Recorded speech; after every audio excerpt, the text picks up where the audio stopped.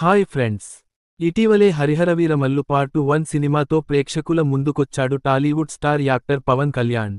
ప్రస్తుతం తన focus OG, Ustaad Bhagat Singh సినిమాలపై పెట్టాడు. హరీష్ శంకర్ దర్శకత్వంలో పవన్ కళ్యాణ్ టైటిల్ రోల్ పోషిస్తున్న Ustaad Bhagat Singh leading production house Mythri movie makers నిర్మిస్తోంది. శ్రీలీల హీరోయిన్గా నటిస్తుండగా రాశీ ఖన్నా కీలక పాత్రలో నటిస్తోంది.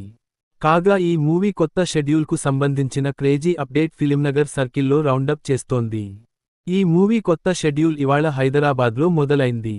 ఈ షెడ్యూల్లో పవన్ కళ్యాణ్, రాశీ ఖన్నా జాయిన్ అయ్యారు.